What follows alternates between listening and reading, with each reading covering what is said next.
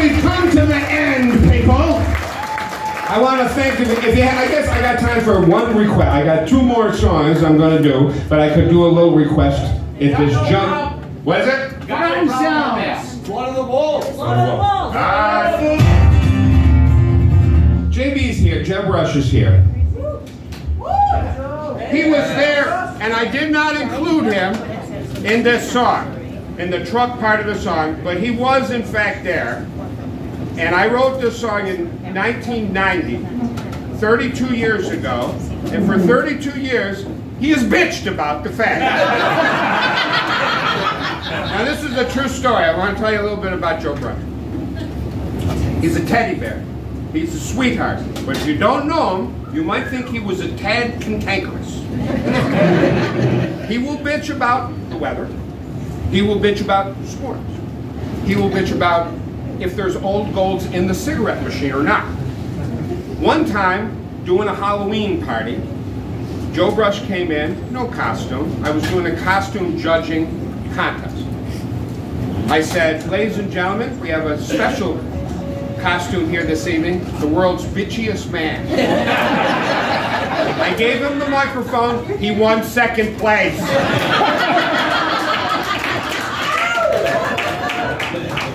Absolutely true story. My request. When he was 15 years old, already balding, thin, basketball-esque friend continuously, nervously banging against the box only he could see, my friend Frank robbed a Kentucky Fried Chicken with a fork.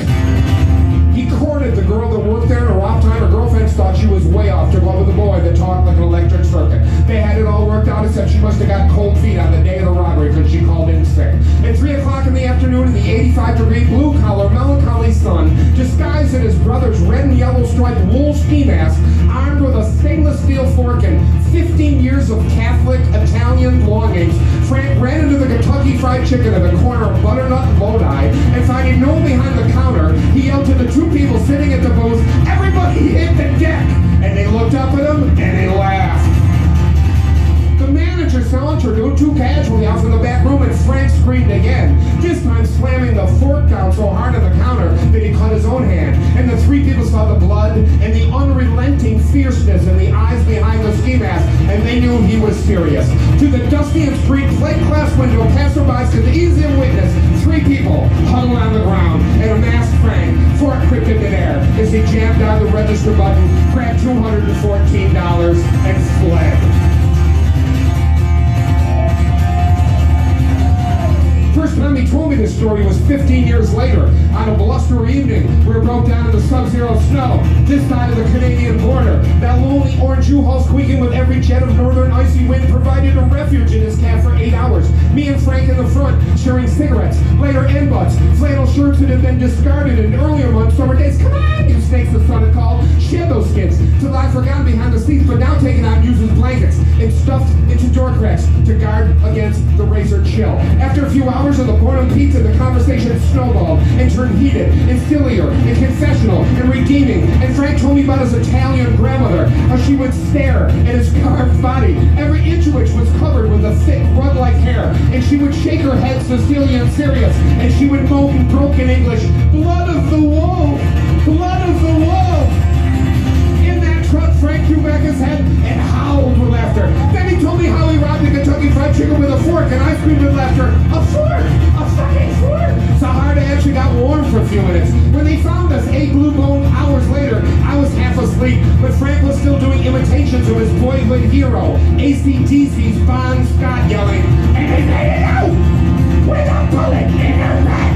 across the Canadian snow.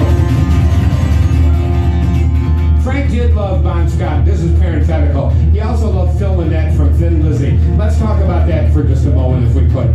Phil Lynette, Thin Lizzy had a lot of great songs, but their biggest hit was, of course, Jailbreak. And that has the line, "Tonight there's going to be a jailbreak somewhere in this town." The fucking jail.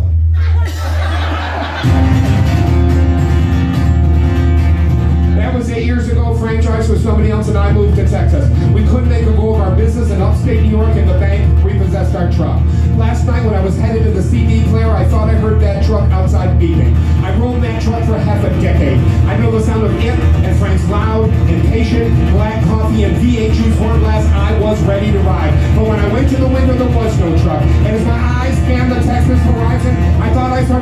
behind the trees a boy.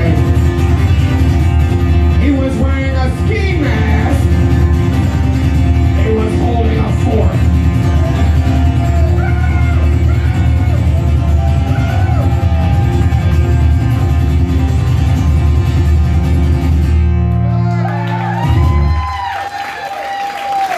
Thank you. Two more. This one goes out to anybody out there.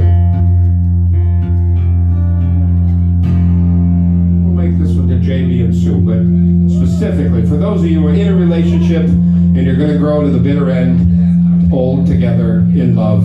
My heart is pure. I fuck around a lot up here, but this one goes out to them.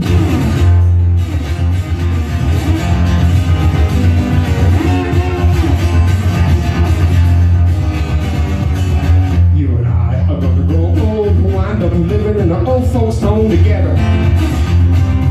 Together. Front of our shirts bathed with drool, mumbling like a couple of fools. Together. Together. All our friends are gonna be dead. New fake friends in our heads. Together. Together. Staring at the TV, holding hands, going to the bathroom in our pants, together. Together, well, I'm gonna love you till your dying day. Gonna love you till you're old and gray. Death, dumb, come what may, together, together, forever.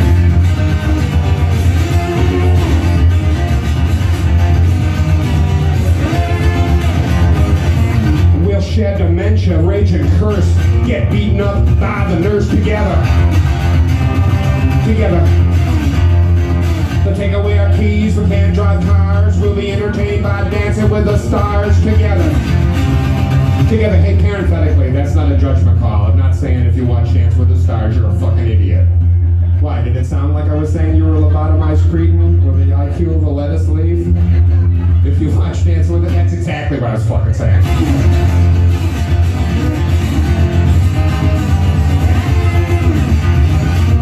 Even though we're old, I love you hard. You'll bury my Viagra out in the yard. Together. Together. Our kids spending all we save. You can't wait to see us in our grave. Together.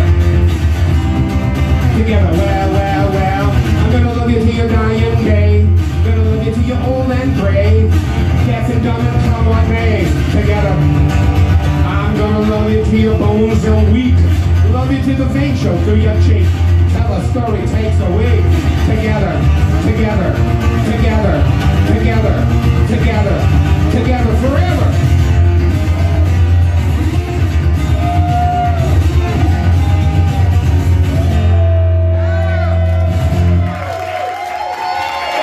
I got one last one. I think it's an announcement. We got announcements. Special announcement. We have announcements.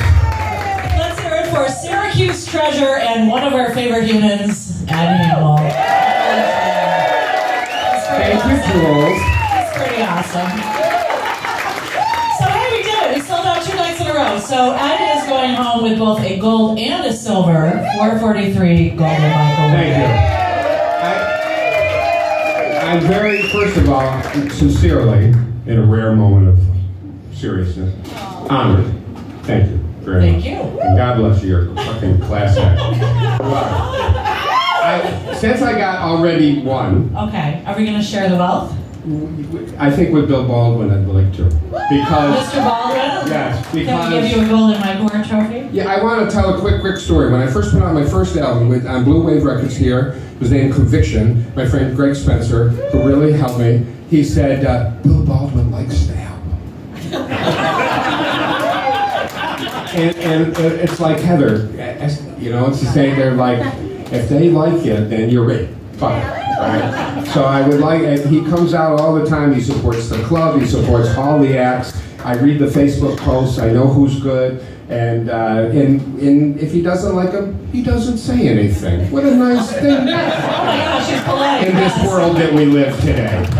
So wherever he is, I think he's here. He's at the bar. Oh, okay. Ladies and gentlemen, Bill Baldwin. Thank you, Mr. Bell.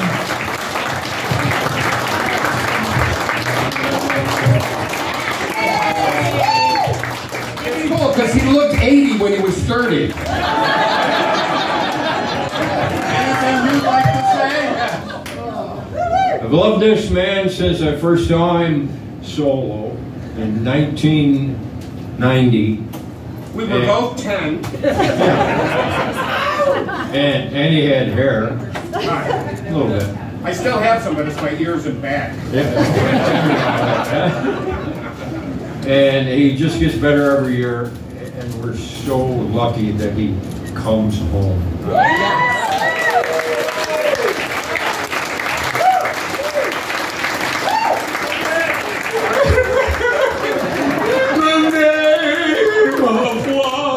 All right, well that's it. I had a really good time. Thanks for letting me be me, you know. And, oh, hey, one other thing I know. Would you guys do me a favor? A friend of mine is not feeling very well, and I would like, and her name's Patricia, and maybe we'd say Happy Holidays, Patricia. Let me get my phone. Yes, sir. All right. I know a lot of you are thinking, oh, he's just trying to get laid.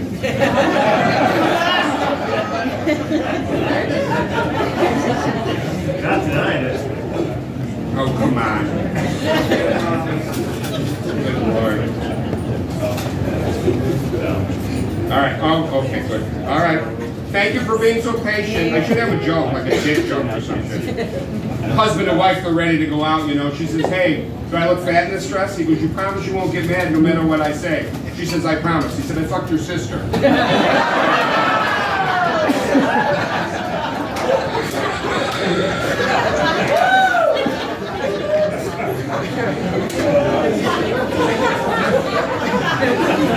Oh, that was a slow burn. Thank you. Patricia was a Syracuse gal, and what the hell are you doing sometimes? How was that for real fucking honesty? All right, we're getting around there. Hold on. Oh, thank you for your patience. All right, so it's an elderly couple. He's dying. He's up on his deathbed, 2 floors up, you know. And he smells those oatmeal raisin cookies that she makes that he loves. And he goes, you know, I know I'm dying, and this is it, but I'm going to get those. I'm going to have one more. I'm going to do it before I die. I'm going to get that oatmeal raisin cookie. And painstakingly gets out of bed with his walker, and it's not going, motherfucker. All right, hold on. Right, technology. Where's my abacus? Here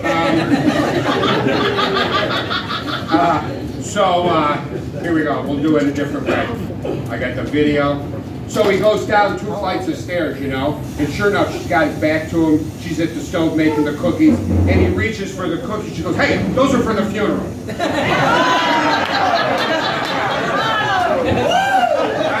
the count of 3, we're going to say Happy Holidays, Patricia. And between you and me, people, it's the last one she's ever going to get. Please say it. On the count of 3. 1, 2, 3. Happy Holidays,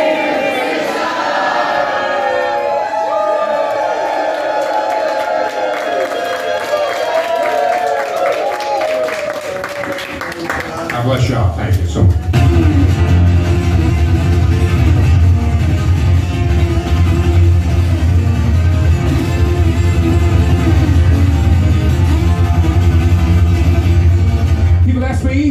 What's going down? What kind of stuff? When I come around, it's one guy, it's one guitar. It's gotta be folk, no matter wrong they are. Gotta be a meeting, gotta be a meeting, gotta be a meeting. You need the songs of guitar and the rock and roll.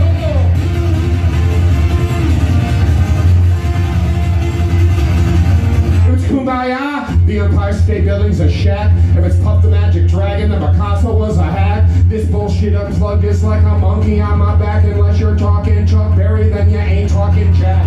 I'm rocking like the Clash. It's acoustic kind of memory. I'm as bad as 9 Inch Nails, but I don't need machinery. A little bit of wood, a little bit of wire. Call up Smokey the Bear, there's gonna be a fire. And if I ain't sweating, then it ain't no fun. I'm like the Beastie Boys, except I'm only one. I'm a bad Everybody ain't got the balls of Pussy Riot. You made us one for the time of rock and roll.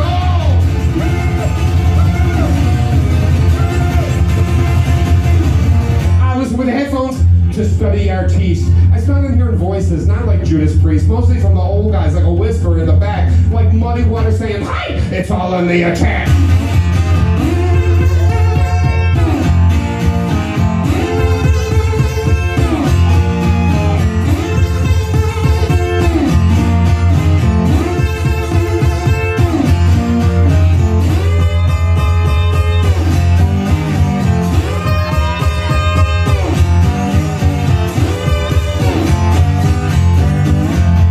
You want it, don't you? I said you want it, don't you? Face so low.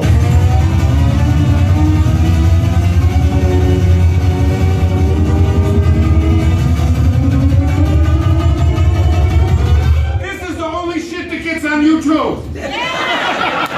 And we talked about a lot of shit tonight, people. We talked about politics, we talked about parenting, we talked about media manipulation, we talked about alternative lifestyles, and it's the only fucking thing that gets on there.